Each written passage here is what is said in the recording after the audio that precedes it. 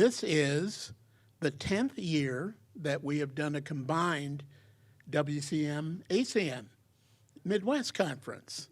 So I think that deserves a round of applause all by itself.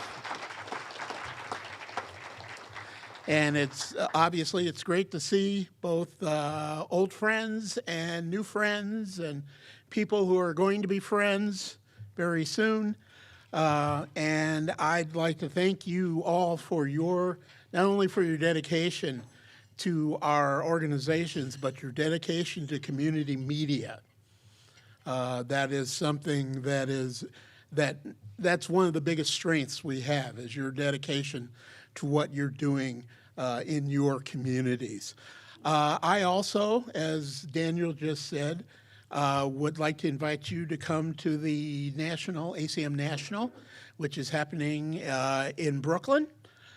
It's something that might help convince your boss, is that the Mets are in town and they play the Brewers all week.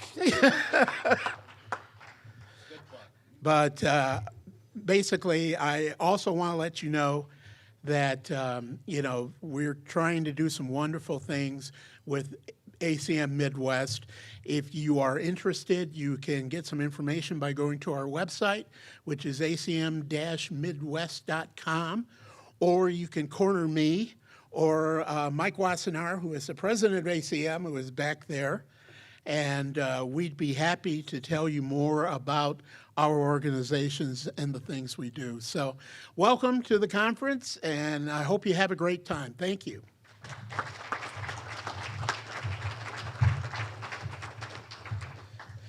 All right, we are happy to have with us a representative from the City of Madison to welcome us here. So I'll introduce City of Madison Fire Department PIO Cynthia Schuster.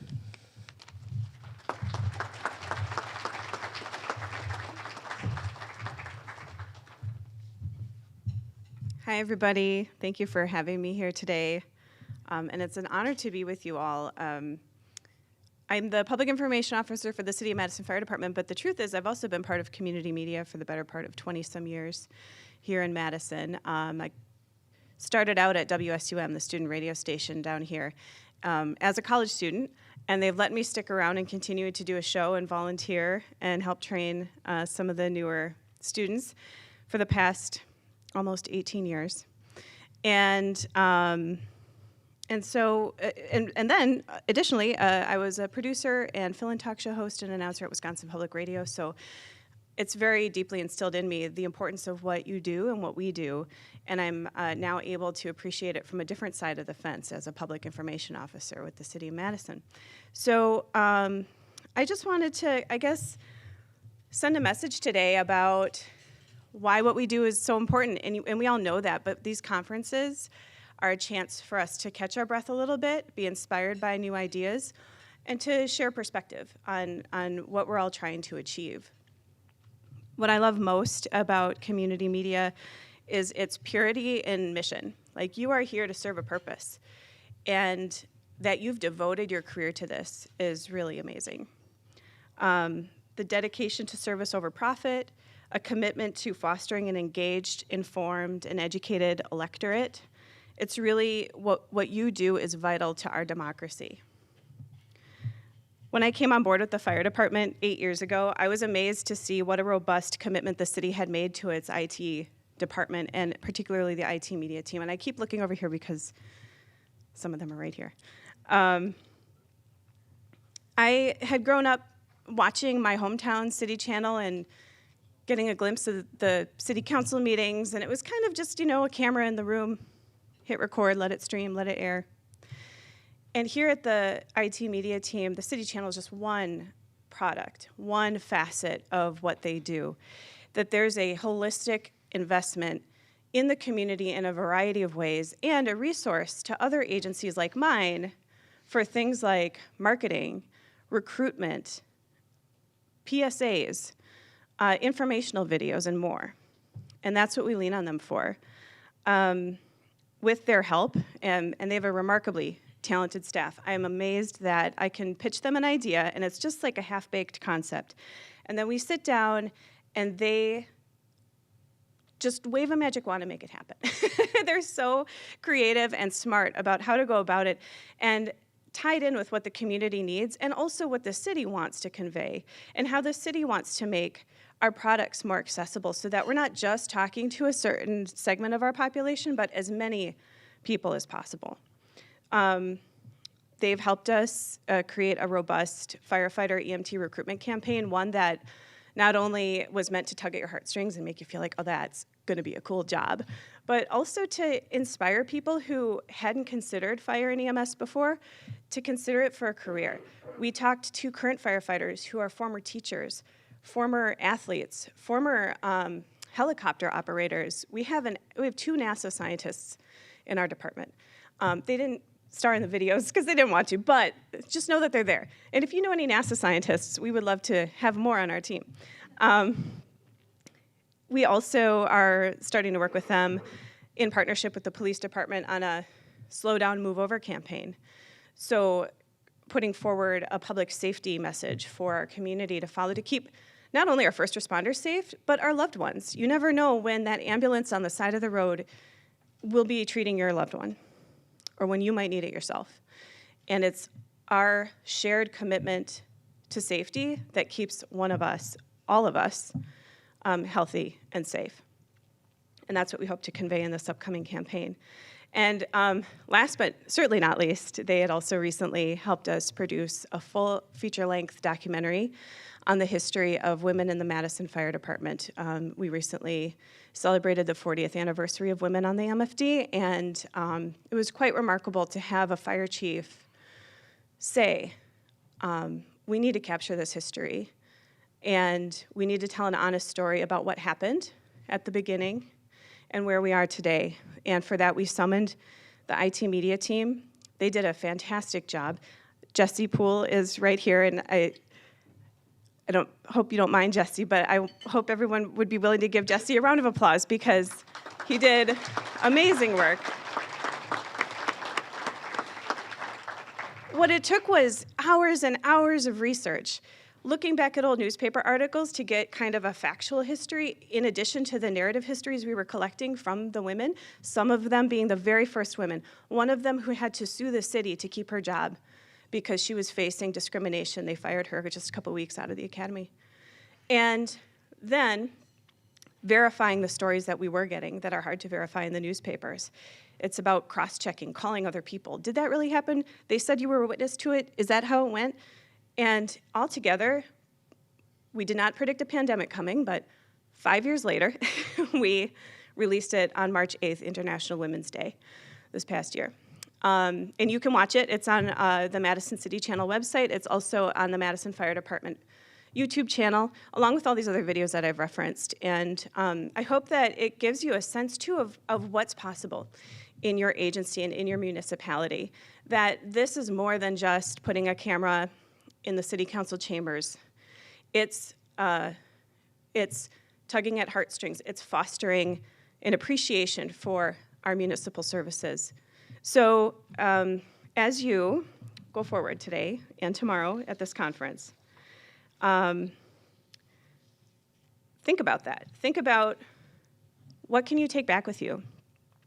Think about your sphere of control. What are the things you really can do? Are you the one with the purse strings? Are you the one with the decision-making power? Or do you have influence? Can you influence the people with the purse strings and the decision-making power? Take that with you. Maximize your space and influence positive change, to take a holistic approach to what your media companies are doing.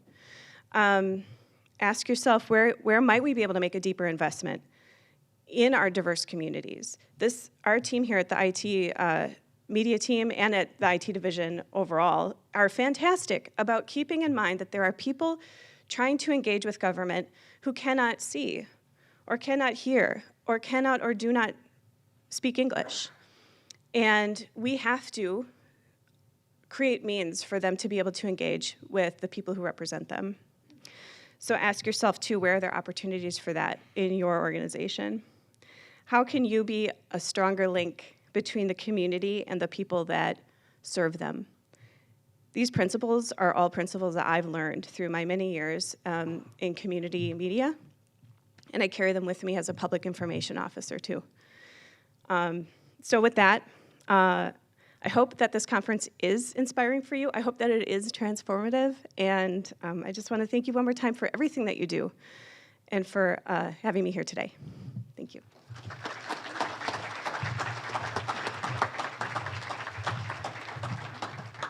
Thank you, Cynthia, for that. At this time, I'm excited to announce and introduce our keynote speaker, the editor of the Cap Times newspaper, Mark Trainin.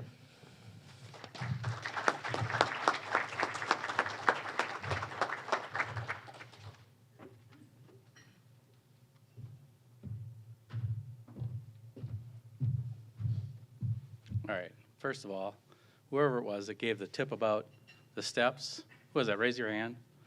Okay. Thank you for that. I'll give you a tip back. If you're going to invite a room full of Wisconsin people to come to an event and give them free drinks, you better double your budget.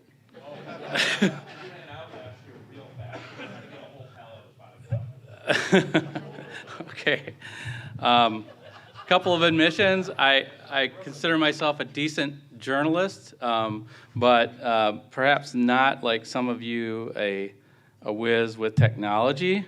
So you might have to bear with me for a moment while I set up my PowerPoint. And also not a real experienced extemporaneous speaker, so at least for events. So I am going to be reading a little bit and possibly a lot while I go through this, and then clicking through this PowerPoint. So just bear with me. I appreciate that.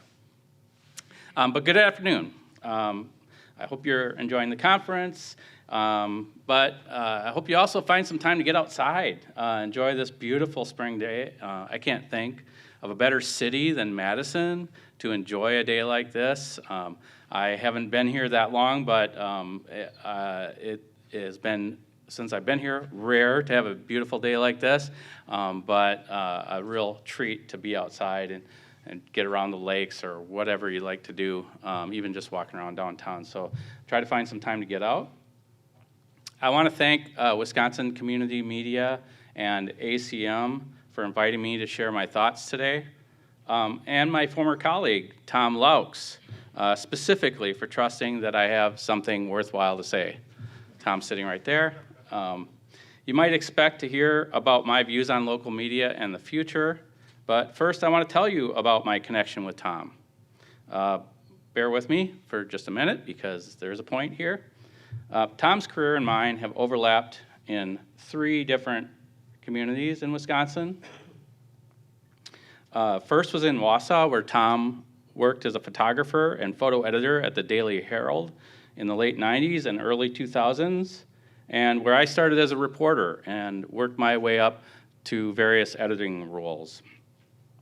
Tom left the Wausau Daily Herald to run his own photo studio, but when he decided he wanted back into the news business, he re-entered at the Wisconsin Rapids Daily Tribune, where I was serving as the top editor at the time.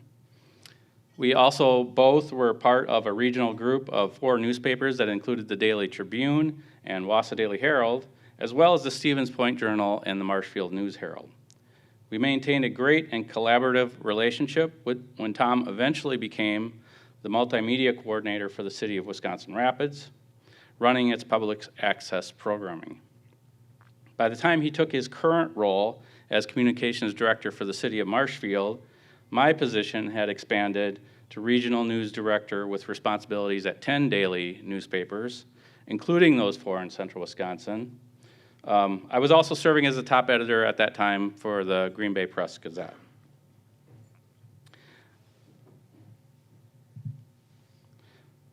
Since those days, Tom and I worked in those same communities. The local newspapers succumbed to a series of cost-cutting measures from their corporate owner, fueled by industry trends in advertising and subscription revenues. The Marshfield News Herald and Wisconsin Rapids Daily Tribune both moved out of their historic homes into small, leased offices as the company rapidly consolidated business functions, sold off its properties, and downsized staffs. Soon, the Wausau Daily Herald fell victim to a similar fate. The building was sold during the first year of the pandemic, and since employees were already working remotely, the company chose not to lease office space for them. Then the corporate owner, Gannett, closed the leased offices in Wisconsin Rapids and Marshfield as staff cuts continued. The 4 newspapers now have one home base in Stevens Point, a small leased office that is lightly used as most employees continue to work remotely.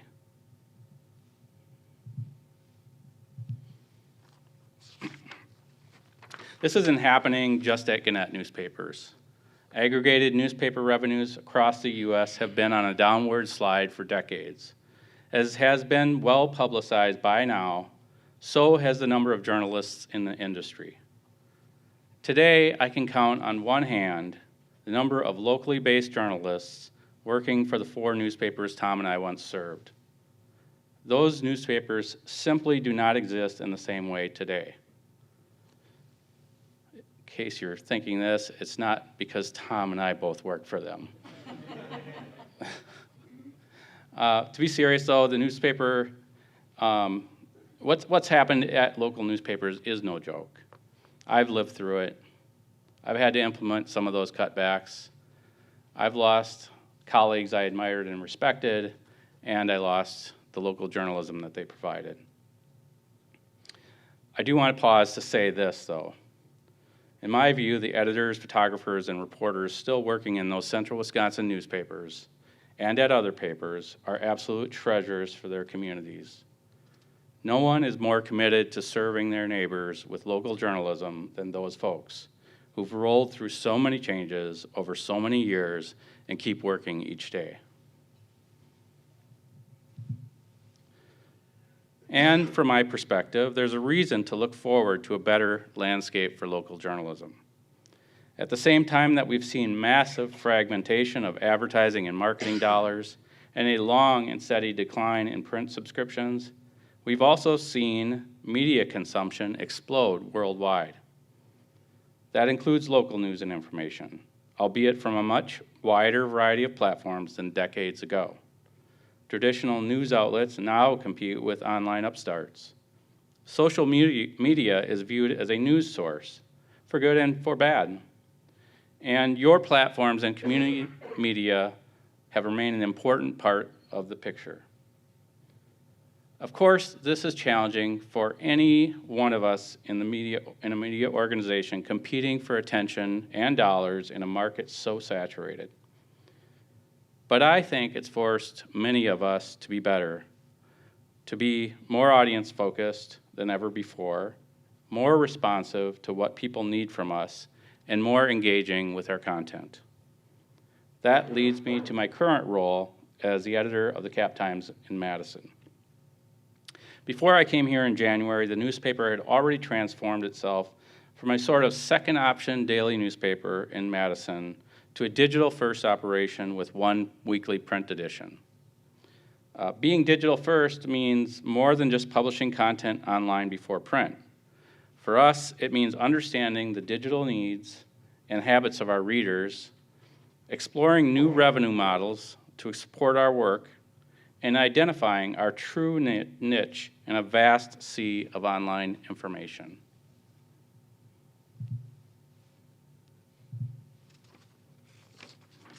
Our homepage.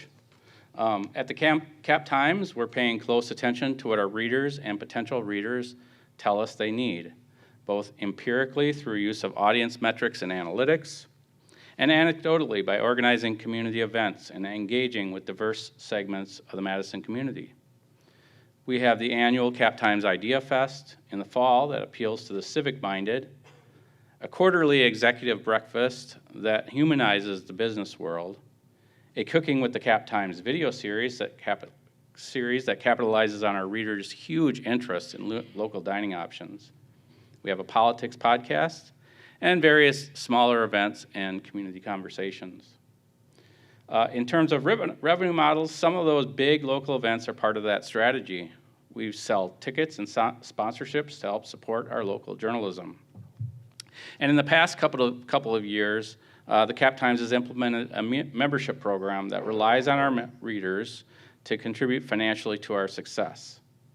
unlike a subscription model, our members aren't buying content for themselves. They can read everything we publish online for free, but they are investing in journalism for the rest of the community. That idea, very similar to the nonprofit news model, is appealing to more and more people as our membership continues to grow. We're learning what the community values most from our journalism and how to deliver it with the resources we have. We have room to grow, but a pretty good blueprint for how to do that. In broad terms, our readers expect us to add more context to the daily news that they may have seen elsewhere, to dig deeper into issues for a better understanding of a controversy or a problem, and the potential ways to resolve it. They respond overwhelmingly well when the Cap Times exposes injustices, mismanagement, or misinformed policy decisions from those who are in power. I feel like we're seeing results from that renewed focus on our audience. Our readership has grown markedly just since the beginning of the year.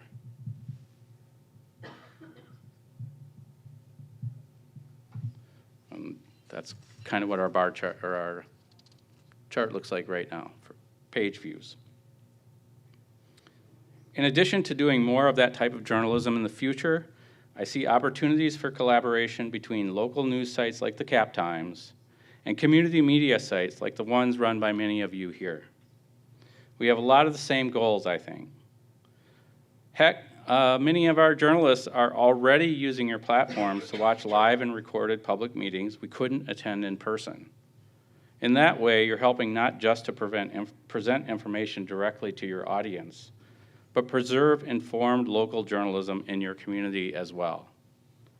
I know some of this integration I'm talking about is already happening across Wisconsin. Maybe we could do more to lend our journalism to your programming.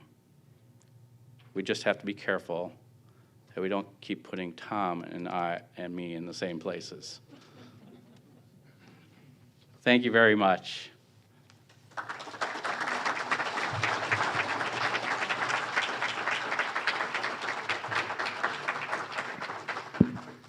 Does anybody have any questions? We got a little bit of time. Yeah.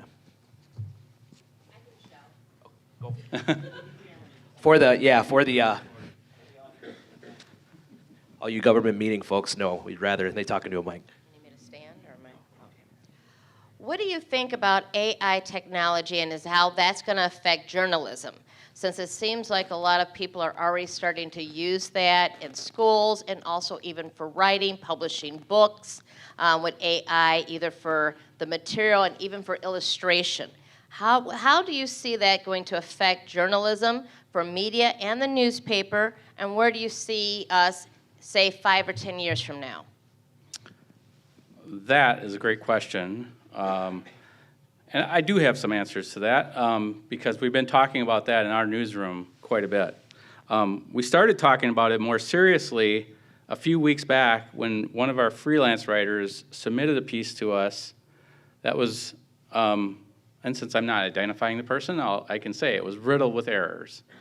And when the editor who was editing it asked this person about those errors and where they got their information, they said they used ChatGPT to write part of the article. Presented an issue for us, which we then discussed as a staff. What is our ethics statement going to be about the use of artificial intelligence? What do we expect not just from our journalists, but from the submissions that come to us? And what do we expect in terms of what our journalists are using for source material?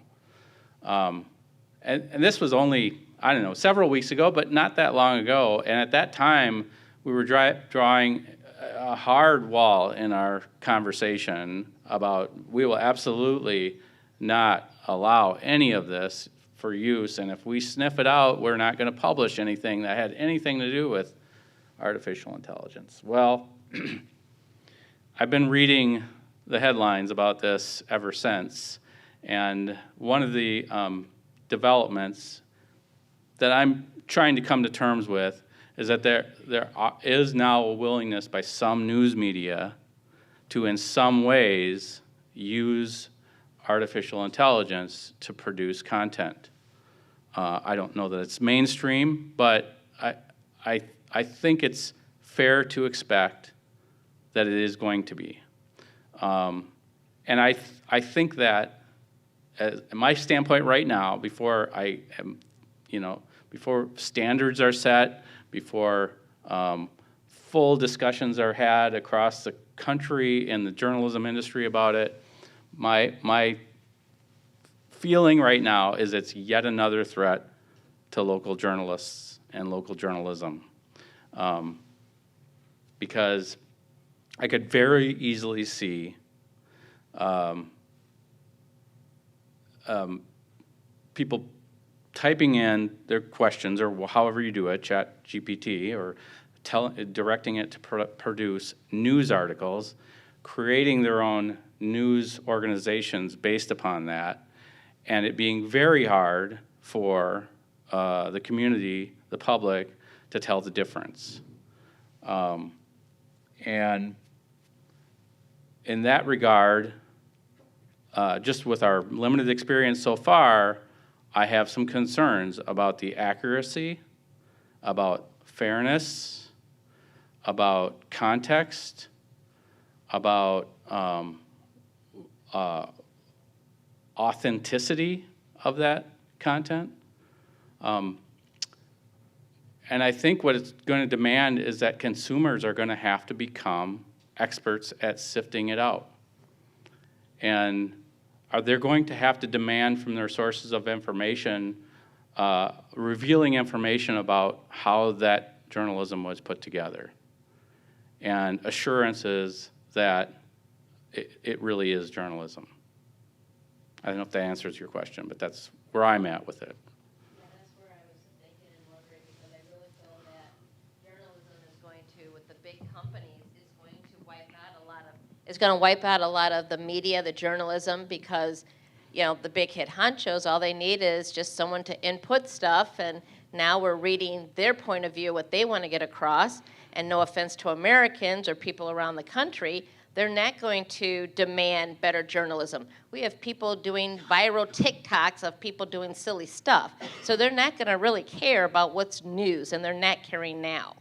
Yeah. And that's going to affect the real journalism, and the truth is going to eventually fade away to a computer in a little room deciding what's going to be the news and what's going to be the spin on it.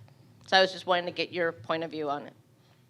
Yeah, and this might be, I might be a little Pollyanna on part of this, because I sense that more people, there's a growing recognition that the disinformation that we've seen driving our political conversations for the last several years has been bad for our democracy. And while there are still people who are peddling disinformation and people who are sharing disinformation, perhaps unwittingly, I do see there's a little bit of backlash now about doing that. And so, being maybe too hopeful that over time people will recognize that some of the information they're getting, like I said, they need to do some vetting of where it's coming from, and be smart consumers. Mark, thank you for your presentation. I've got a question for you about collaboration between government and journalism, because when I talk to journalists, they are skeptical of government professionally and attitudinally, and in fact, it's part of the business plan, right? Right. So there's an increased awareness, I think, that journalism is a public good in America and in other societies. And governments, both state, local, federal, support public goods historically, to ensure the health of our democracy, to ensure the health of our communities. Can you actually have a marriage between these two entities? Because it seems like there's a necessity to have some type of government support for an industry that's losing money rapidly. And yet also there seems to be an unwillingness to embrace that by a lot of journalists, or a fear. So I'm kind of curious how that, if a shotgun marriage can actually occur with those conditions. Yeah, I mean, also a really sharp observation about journalists and about, I guess, the potential for, in a way that's ethical and transparent with our audience, maybe lowering the walls a little bit in some regards. This isn't necessarily what you're talking about, but since we're talking about community media, and I talked a lot about Tom, sorry Tom, when he jumped into the world of community media, one of the first things he did, having come from the background of a journalist, and he was working for government at the time, right, Tom, is to come back to us and say, how can we work together? You know, what's some programming we can do? Can we have journalists on, you know, on shows? Can we organize some forums, some events? We had a mayoral debate that was a joint operation of the community media station and was it River Cities? Is that what's the name of the and the Daily Tribune at the time? And so, in some of those regards, it's already been happening. Some form of partnership between journalists and their local government. I can see that type of thing expanding upon that, and I don't see some of that as a whole lot different from our reliance on government, sometimes under some pressure, to produce public documents for us and public information for us, and make themselves available for interviews to provide information to us to inform our journalism. So in the sense that community media provides that kind of content and platform to enhance local journalism, I think there's a broader partnership opportunities out there for that. I'm not sure what else you might have in mind, but there probably are some places we wouldn't go, where we still have to maintain our independent watchdog function. To follow that up, what are some of the other models in different countries, like, for instance, Canada, Great Britain, in terms of their media? Is there something we can borrow from their model to incorporate it with ours? Well, I will not claim to be an expert on their model when it comes to community media. Journalism in general? The UK journalism model is very fascinating and can be very brutal on their government. You think it's that way in the U.S. Even the mainstream publications there, and some of you probably been there and seen this, I mean, can be pretty bombastic about what the people in power are doing, about the royal family. So I don't really know, though, that the Canadian or the British journalism models are fundamentally different from what we do in America. I do think the audiences are a bit different, and depending on what part of those countries you're in, there's still a much more robust attachment to print editions, print newspapers in some of those major cities in the UK and in Canada that might be even stronger than what we see here in the US. But I'm sorry, that's probably the limit of what I know about that.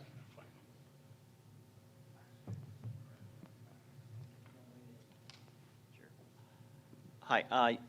Obviously, local media, local print is being reduced pretty pretty dramatically. And in our community, just south of Madison, we see that our local writers are disappearing. They're using our content to go to meetings. And if we're not streaming them, I don't know if there's an article. But we've been trying to work with our local newspaper or weekly in events and hosting, even trying to get them to host a community talk show, coffee talk type of show. Not happening with their staffing. We are able to get them to staff twice every once in a while a candidate forum, but that's it. Do you have any suggestions on how to get to that editor to say we can work together? And I've reached out numerous times. We can help you. You can help us. Your articles could point people towards our videos. Our videos could say, hey, this article's in the newspaper. Any suggestions? A small newspaper. Yeah. Helping each other out. And I've worked in small newspapers and somewhat larger newspapers. And a caveat I would say is I don't know which editor you're talking about, and we're not all the same in our attitudes about things and our beliefs and our resources. But let's just assume that this person has a similar experience to what I've had. I'll be honest, if you can get it down to where they're doing almost none of the work, that's probably your best bet, because we're down now in many of our newsrooms to straight up covering the highest priority issues and doing the pure job of journalism. A lot of newspapers no longer have anyone on staff who takes community submissions and edits them and produces and publishes them. So they no longer have people on staff who are specialists in social media. They no longer have people on staff who, other than reporters who are good at social media, but they no longer have anyone on staff who does event coordination and collaborations like that. So it comes down to whoever is actually sitting in that newsroom working day and night just to make sure that they can cover as much as they possibly can for their communities with limited time and help. So it may not be a great satisfactory answer, but if you can if you can present it in a way that the amount of work they have to do is minimal, that's probably your best shot. So I just have, I actually have two questions, and there's not enough time for both. I'll just mention one. John Nichols was here, I think, last year with Bob McChesney, and they were talking about their model where the federal government would actually fund journalism, and the funding would come through, I think it was like zip codes, and there was a whole democratization scenario where different news organizations would get funding, and then people would vote every 3 years for their favorites, and it was just this whole concept of trying to find a way to have the fourth estate, which is important to democracy, also funded by the government, like it was in the early days with the penny press, where the federal government underwrote the cost of mailing out these newsletters and newspapers. So I'm kind of interested in your view on that. And then also my other question was about, what do you see as the role for community media stations like ours? Where do you think we could make a difference in the local media ecology? And, what would you like to see us do more of? Okay. I'm trying to remember when was the last time I read about that model and what I remember from it. But I'll tell you that I've watched during my time as a journalist in my lifetime what happens in federal government and what happens in depending on which party is in control. And the attitudes that is pervasive about journalism and local media and news media, and one of the most, actually, I think in some cases in both of the most powerful parties, would make me very nervous about the level of reliance on federal financial support for my news organization, and any semblance of independence that I'd be able to maintain in order to continue that level of support and funding. Now, I know that what you're talking about are some fairly less risk options for that, support for some of the business functions and things like that, not direct support for journalists' jobs necessarily. And there is actually some legislation moving through now that would provide tax breaks and tax incentives for support for local journalism, which some of the biggest media organizations in my industry are very supportive of. It would make a huge difference and probably immediately start to reverse the trend of declines in local journalism jobs. So of course, from that standpoint, it's very attractive. But again, I have some anxiety about what level whether that is that mechanism is protected enough from partisan headwinds to be stable. And then your other question was, refresh my memory? How can community media stations best be utilized to help with getting information out on the local level? Like, what do you see as the role that they could play in news gathering, that whole area? Yeah. Hire some of our journalists who lost their jobs and let them do journalism. That would be one way. When I think about the way that we have either partnered with or just flat out used community media content, I think one thing that maybe a collaboration could work like this. You are, for the most part, a video medium, right? A television medium. We no longer have quite as many people skilled at taking the whole program and finding and editing it down to the most important key things or the most newsworthy parts of that, the 30-second, 1-minute segments that are needed as part of a news package. Would newspapers work with their community media partners to say, hey, we're doing a story on this. Can you give us a 30 seconds from that meeting where so-and-so was talking about X? And provide in a file that's available and to publish on our platforms. That's selfish on our part. Yeah, yeah.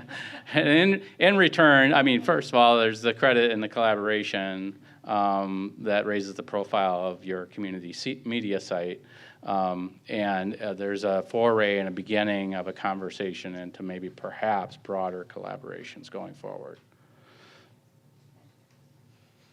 Okay, I think that's all we have time for. Mark, thank you so much for being here. Thank you so much.